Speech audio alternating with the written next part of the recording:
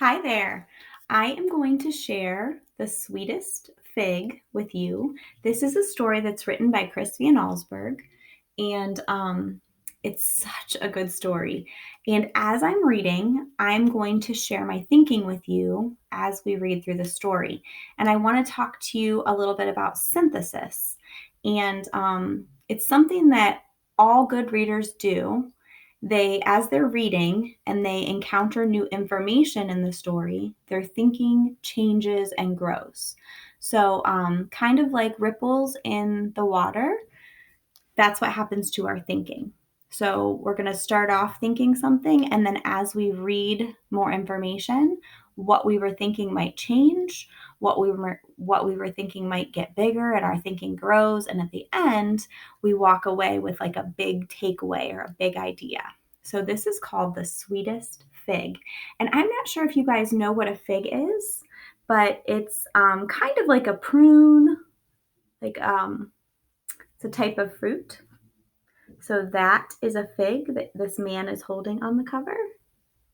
So it's called The Sweetest Fig. Looks like he has a knife, like maybe he cut it open and he's going to eat it. So The Sweetest Fig by Chris Van Allsburg. The Sweetest Fig. Here's a better picture of a fig.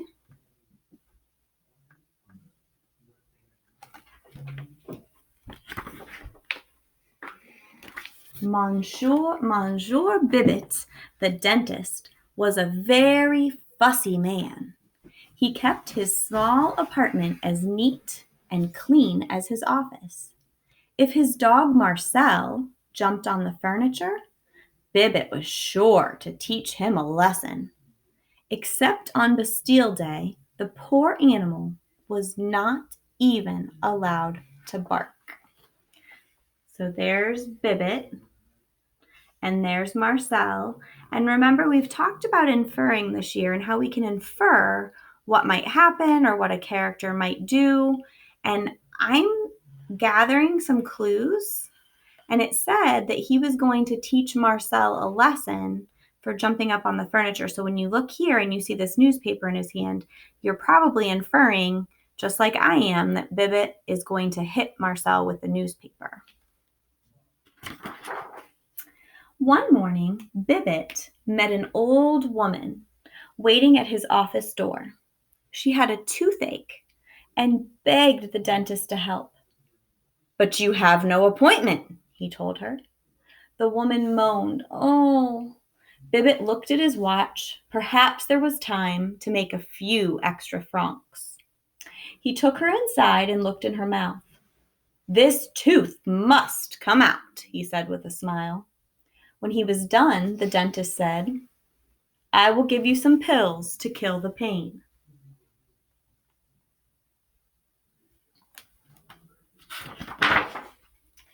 The old woman was very grateful. "I can't pay you in money, but I have something much better." She took 2 figs from her pocket and handed them to Bibbit. "Figs?" he said angrily.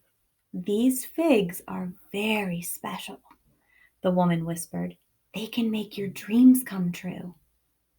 She winked at him and put her finger to her lips, like, "Shh, don't tell." It was clear to Bibbit that the woman was crazy. He set the figs down and took her by the arm. When she reminded him about the pills, he said, "I'm sorry, only for paying customers." And he shoved her out the door. So right now in the story, I'm thinking a couple of different things. I'm thinking that I'm not so sure about these figs. Could figs really be magical? I'm not sure. I know Bibbit's really questioning that. I'm also thinking that Bibbit isn't the nicest man. He just, all he cares about is money. He's very fussy. He's not very kind. So she's given him these figs, but he doesn't believe they're magic either. That evening, Bibbit took his little dog to the park.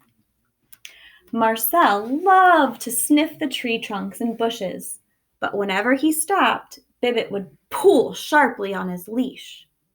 Just before going to bed, the dentist had a small snack. He sat at his dining room table and ate one of the figs the old woman had given him.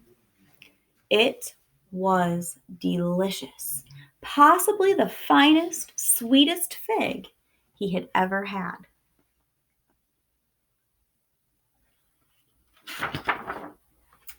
In the morning, Bibbit dragged Marcel down the stairs for his morning walk. The steep steps were hard for the short-legged dog, but Bibbit wouldn't think of carrying his pet. He hated to get Marcel's white hairs on his beautiful blue suit. So I'm still thinking that Bibbit is pretty mean. He's not very kind and loving, and he doesn't treat Marcel very well. As he walked along the sidewalk, Bibbit could not help noticing people looking at him. They are admiring my suit, he thought. But when Bibbit saw his reflection in the window of a cafe, he stopped in horror. He was dressed only in his underwear. How could this have happened? What is going on? I have so many questions. The dentist turned and ran into the alley. Sacre bleu, he thought. What has happened to my clothes? Then he remembered the dream he'd had the last night. In his dream, he'd stood in front of that very cafe, dressed in his underwear. My thinking's changing. I'm thinking that maybe the figs really do make your dreams come true, but not things that you're wishing or hoping for necessarily, but things that you actually dream at night when you go to sleep. So see how my thinking is changing now that I've encountered new information in the story? So my thinking is growing and changing as I'm reading new information. Something else had happened in his dream, and Bibbit struggled to recall it. Marcel, looking out from the shadows of the alley, began to bark. The dentist looked up and saw the rest of his dream come true. And if you look at Bibbit's expression, you can tell that he is really shocked. He cannot believe what's happening. No one noticed Bibbit as he ran home in his underwear. All the eyes of Paris were fixed on the Eiffel Tower, which slowly drooped over as if it were made of soft rubber. Bibbit understood now that the old woman with the figs had told him the truth. He would not waste the second fig. So now Bibbit believes that those figs were indeed magical figs. Over the next few weeks, as reconstruction of the Eiffel Tower began, the dentist read dozens of books on hypnotism. Each night before he went to sleep, he gazed into a mirror and whispered over and over, Bibbit is the richest man on earth. Bibbit is the richest man on earth. So he's trying to tell himself these things before he goes to bed so that he'll dream those things so that when he wakes up, his dream will come true. Soon, in his dreams, that's exactly what he was. As he slept, the dentist saw himself steering his speedboat, flying in his aeroplane, and living in luxury on the Riviera. Night after night, it was the same. So he's sleeping and he's dreaming about all these wonderful things that he's doing. One evening, Bibbit took the second fig from his cupboard. It would not last much longer. Tonight, he thought, is the night. He put the ripe fruit on a dish and set it on his table. Tomorrow, he would wake up the richest man in the world. He looked down at Marcel and smiled. The little dog would not be coming along. In his dreams, Bibbit had Great Danes. That's another type of dog. So Bibbit is thinking that he's going to go to bed right now. He's going to eat this fig before bed, and he's going to have these amazing dreams about being rich and having all this wealth and all this money. And he's He doesn't want Marcel. He wants Great Danes instead. So he doesn't want to take Marcel along with him. As the dentist reached into his cupboard to take out some cheese, he heard the crash of breaking china.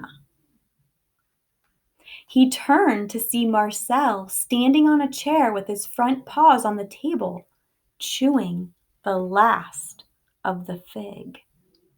So now Marcel has eaten the fig. So how would Bibbit's dreams come true if he doesn't have these magic figs to eat? So Marcel ate the fig. Let's see what happens. Bibbit was furious. He chased the dog around the apartment. When Marcel ran beneath the bed, Bibbit yelled at him, "Tomorrow I'll teach you a lesson that you'll never forget." Then the dentist, angry and heartbroken, went to sleep. So Bibbit has chased Marcel under the bed, underneath the bed. And now it's time for them to go to sleep. I'm wondering if that magic fig, I'm thinking, would it be magical for a dog too? When he woke up the next morning, Bibbit was confused. He was not in his bed. He was beneath it. Suddenly, a face appeared in front of him. His own face. "Time for your walk," it said. "Come to Marcel." A hand reached out and grabbed him. Bibbit tried to yell, but all he could do was bark. So Bibbit and Marcel have switched places. So maybe Marcel's dream was that he was Bibbit and Bibbit was Marcel. That is the end of our story. So my big takeaway at the end of this is, you know how we usually talk about like an author's message or a big idea that we can get from a story. So what I'm thinking is that Bibbit has learned a lesson. He was really mean to Marcel. What are you thinking? His karma. He got his karma. We often talk about how what you put out into the world comes back to you, doesn't it? I think some people don't believe in karma, but I feel like sometimes it just explains itself, because if someone's ever rude to you, it'll come back to them someday, somehow. Yeah. It might be worse. It might be not as bad as what they did to someone else, but still, they'll get their karma. They'll get their karma. And we know that Bibbit, he was so fussy and mean, and he treated Marcel really badly. And now Marcel and Bibbit have switched places. So I wonder how Marcel will treat Bibbit. I don't know. But I certainly think that Bibbit has probably learned a lesson. And at the beginning, when we first met that older lady with the toothache and she gave him those magical figs, we were kind of thinking, what? Figs aren't magical. But our thinking really changed in this story, didn't it? Okay, so that is how I would synthesize The Sweetest Fig, along with help from my little munchkin back there. All right, guys, hope you enjoyed this story. Talk to you soon.